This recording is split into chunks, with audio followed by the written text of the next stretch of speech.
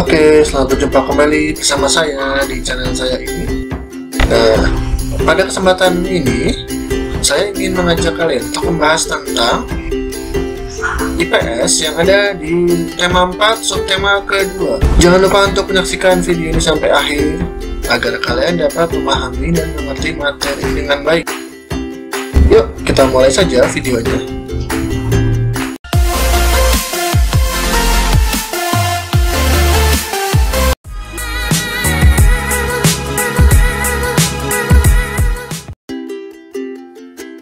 Jenis pekerjaan dalam suatu kegiatan ekonomi. Nah, sebelum kita melangkah lebih jauh, kita harus tahu dulu, apa itu kegiatan ekonomi? Kegiatan ekonomi adalah merupakan suatu aktivitas atau usaha yang dilakukan manusia untuk mewujudkan atau memenuhi kebutuhannya. Kegiatan ekonomi akan melibatkan produksi, distribusi, dan konsumsi atau layanan. Ingat ya, kata kuncinya di sini adalah produksi, distribusi, dan konsumsi. Kegiatan tersebut antara satu dengan yang lainnya saling berhubungan atau berkaitan. Jadi, distribusi berkaitan dengan produksi dan konsumsi berkaitan dengan distribusi. Jadi saling berkaitan. Apabila salah satu ada masalah, maka kegiatan tersebut akan berpengaruh dan tidak lancar. Yang pertama akan kita bahas adalah produksi. Produksi merupakan proses mengeluarkan hasil suatu barang atau menciptakan benda baru sehingga produk tersebut lebih bermanfaat untuk memenuhi kebutuhan konsumen. Jenis barang yang dihasilkan dari kegiatan produksi adalah barang mentah, barang setengah jadi, dan barang jadi. Tujuan produksi yang pertama untuk memenuhi kebutuhan konsumen tentunya.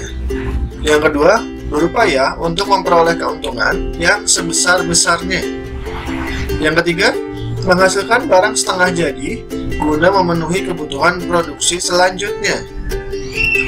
4. Meningkatkan produksi nasional dalam rangka meningkatkan kemakmuran rakyat. Yang kelima, memacu tumbuhnya usaha produksi lain sehingga dapat menyerap atau mengurangi pengangguran.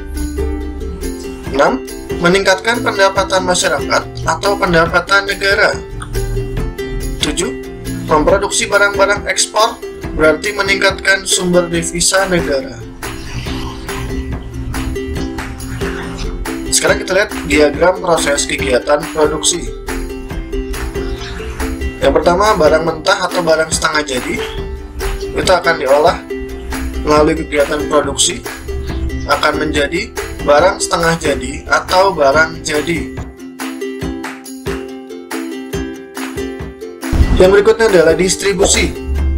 Distribusi merupakan penyaluran atau pembagian dan pengiriman kepada beberapa orang atau ke beberapa tempat.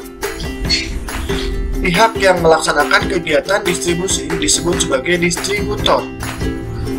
Tujuan distribusi merupakan untuk memastikan keberlangsungan kegiatan produksi dan memastikan produk diterima oleh konsumen dengan baik. Dalam distribusi ada dua macam distribusi.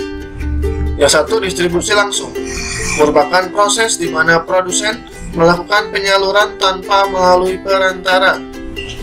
2. Distribusi tidak langsung, merupakan proses di mana penyaluran yang dilakukan melalui perantara atau pedagang.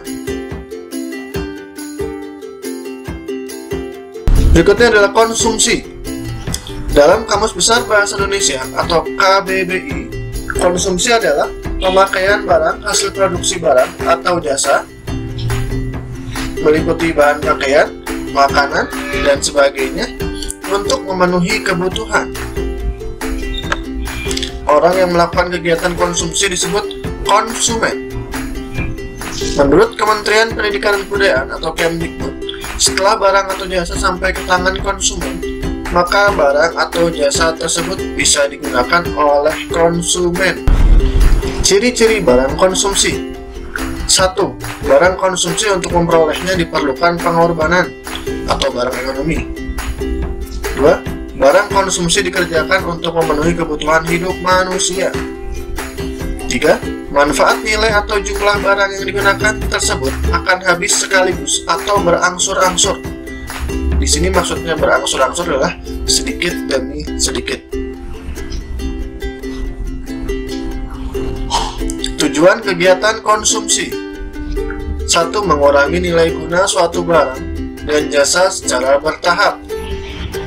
2. Menghabiskan atau mengurangi nilai guna suatu barang sekaligus. 3. Memuaskan kebutuhan jasmani dan rohani. Berikut adalah skema kegiatan ekonomi pada pabrik teh. Yang pertama, perkebunan teh, kemudian pabrik pengolahan teh, kemudian produk teh didistribusikan ke pasar, lalu teh dijual di pasar tradisional atau swalayan, dan air teh diseduh dan siap untuk diminum. Berikut ada tabelnya. Produksi itu gambar 1 dan 2.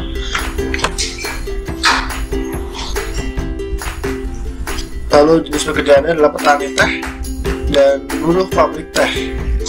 Di sini gambar 1 dan 2 maksudnya adalah perkebunan teh dan pabrik pengolahan teh. Lalu distribusi itu ketiga dan keempat. Jadi dari produk teh distribusikan ke pasar dan teh dijual di pasar tradisional atau swalayan. Jenis pekerjaannya distributor teh dan pedagang teh. Kemudian konsumsi itu adalah yang air teh diseduh dan siap untuk diminum. Jenis pekerjaannya adalah orang menyeduh teh untuk diminum. Berikut adalah kegiatan ekonomi pada proses penjualan sayuran. Yang pertama, kangkung ditanam dan dirawat secara teratur oleh petani. Hasilnya kangkung menjadi tumbuh subur dan siap dipanen. Kangkung yang sudah siap dipanen akan dipanen oleh petani. Jenis pekerjaan yang berperan adalah petani. Hasilnya kangkung yang sudah dipanen. Kemudian kangkung siap untuk diantarkan ke pasar-pasar. Jenis pekerjaan yang berperan adalah supir pengantar kangkung. Hasilnya kangkung sampai di tempat tujuan, yaitu pasar. Kemudian selain dijual di pasar, kangkung tersebut umumnya dijual oleh pedagang sayur dengan cara berkeliling dari rumah ke rumah. Jenis pekerjaan yang terlibat dalam tahap ini adalah pedagang sayur. Dan terakhir, kangkung yang dibeli dari pedagang dapat dimasak dan dikonsumsi oleh kita. Terima kasih sudah menyaksikan video ini sampai akhir. Semoga dapat membantu kalian dalam memahami dan mengerti materi ini. Jangan lupa untuk subscribe, like, dan share video ini ya. Kita akan bertemu kembali di video pembelajaran berikutnya yang akan membahas tentang IPS yang ada di tema 4 subtema ketiga. Tetap jaga kesehatan dan selalu rajin berolahraga, dan sampai jumpa.